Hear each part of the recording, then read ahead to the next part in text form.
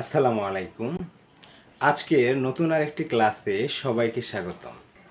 Tense tense হচ্ছে Latin শব্দ tempus থেকে এসেছে। কোনো কাজ কোন সময়ে ঘটে সেই সময়টাকে আসলে টেন্স বলা হয়। অর্থাৎ ভার্বের যে কাজ সংগঠিত হয় সেই সংগঠিত হওয়ার সময় কি বলা হয়? টেন্স বলা হয়। আজকে থেকে আমরা শুরু করতে যাচ্ছি টেন্সের বেসিক টু অ্যাডভান্স ক্লাস। আমরা জানি টেন্স হচ্ছে প্রধানত তিন প্রকার। কি? প্রেজেন্ট টেন্স, যেটা অতীত হয়ে গেছে সেটা হচ্ছে কি ফার্স্ট টেন্স, এবং যেটা ভবিষ্যতে আসবে সেটা হচ্ছে কি ফিউচার টেন্স। সো এই তিন প্রকার টেন্সকে আবার চার ভাগে ভাগ করা হয়েছে, অর্থাৎ প্রতিটি টেন্সকেই চার ভাগে ভাগ করা হয়েছে। ইনডিফিনিট টেন্স বা simple tense, continuous tense, perfect tense এবং perfect continuous tense.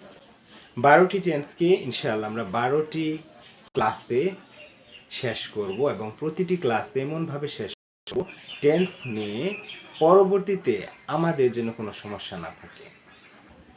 Present indefinite টেন্সকে simple টেন্সও বলা হয়ে থাকে। অর্থাৎ কি ক্ষেত্রে আসলে প্রেজেন্ট ইনডিফিনিট বা সিম্পল টেন্স হয় প্রথমে আমরা জেনে নিই। এক নাম্বার হচ্ছে অভ্যাসগত কর্ম, চিরন্তন সত্য, ঐতিহাসিক ঘটনা। নিকট ভবিষ্যতের ক্ষেত্রেও কি হয়? প্রেজেন্ট ইনডিফিনিট টেন্স হয়। প্রত্যেকটি সিচুয়েশনে আমরা এখন এক্সাম্পলগুলো লক্ষ্য করি। অভ্যাসগত কর্ম, দৈনন্দিন জীবনে আমরা যে সকল কাজ করে থাকি। আই ইট রাইস, আমি ভাত খাই।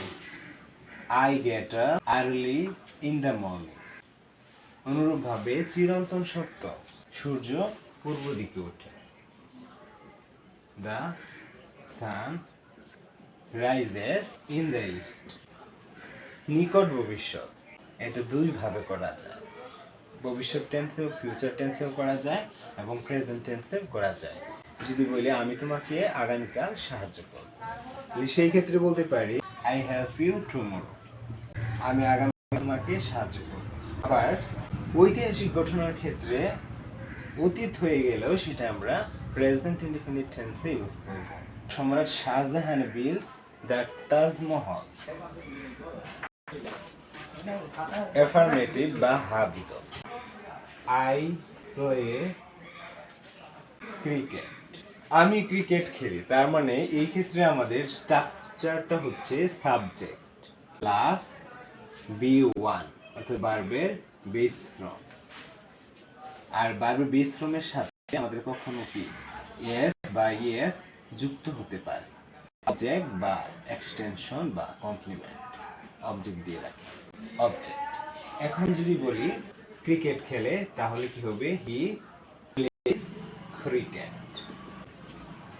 আমরা জানি থার্ড পারসন সিঙ্গুলার নাম্বার হলে মূল ভার্বের সাথে এস যুক্ত হয়। এখন আমরা এটাকে কি করব? নেগেটিভ করব। আই নেগেটিভ করার ক্ষেত্রে আমরা ডো নট ইউজ করব।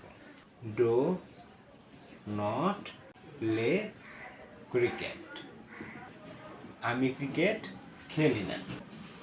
আর হিয়ের ক্ষেত্রে কি হবে? He does not play cricket. সাধারণত আমরা ফার্স্ট পারসনের ক্ষেত্রে কি করব? ডো নট ইউজ করব, এবং প্লুরাল ফর্মের ক্ষেত্রে আমরা ডো নট ইউজ করব। যদি বলা হয় মুরাদ ফুটবল খেলে না, মুরাদ হচ্ছে থার্ড পারসন সিঙ্গুলার নাম্বার, এর জন্য এখানে Murad does not play cricket বা ফুটবল হবে। এখন আমরা কি করব? ইন্টারোগেটিভ কিভাবে তৈরি করতে হয় সেটা দেখব। যেমন আমি কি ফুটবল খেলি, সেই ক্ষেত্রে হবে ডো আই প্লে।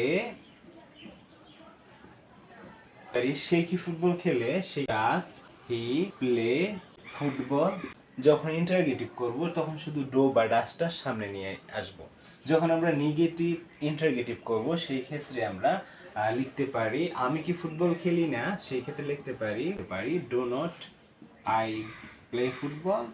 ফুটবল খেলে না, ডাজন্ট হি প্লে ফুটবল। তো এখান থেকে আরো অনেক প্রশ্ন করা যেতে পারে, যেমন হচ্ছে where do I play football, আমি কোথায় ফুটবল খেলি।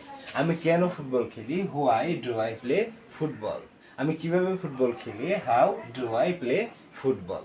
এভাবে কিন্তু আমরা অনেকগুলো ডাব্লিউএস কোশ্চেন প্রথম দিয়ে আমরা প্র্যাকটিস করতে পারি। সকল ইম্পারেটিভ সেন্টেন্স হচ্ছে প্রেজেন্ট ইনডিফিনিট বা সিম্পল টেন্স। যেমন do the work, open the door, close the window, come here, go there. আশা করি আজকের ক্লাসটি করার মাধ্যমে আপনাদের টেন্স নিয়ে যে সমস্যা ছিল বা কনফিউশন ছিল, স্পেশালি প্রেজেন্ট ইনডিফিনিট টেন্স, এটা নিয়ে আমার মনে হয় না আপনাদের কোনো সমস্যা আছে। এরপরেও যদি আপনাদের কোনো সমস্যা থাকে অবশ্যই আমার সাথে যোগাযোগ করেন, পার্সোনালি আপনাদেরকে অবশ্যই বুঝিয়ে দেওয়া হবে। সো দেখা হচ্ছে আরেকটি ভিডিওতে ইনশাআল্লাহ। ততক্ষণ পর্যন্ত ভালো থাকেন, সুস্থ থাকেন। আল্লাহ হাফেজ।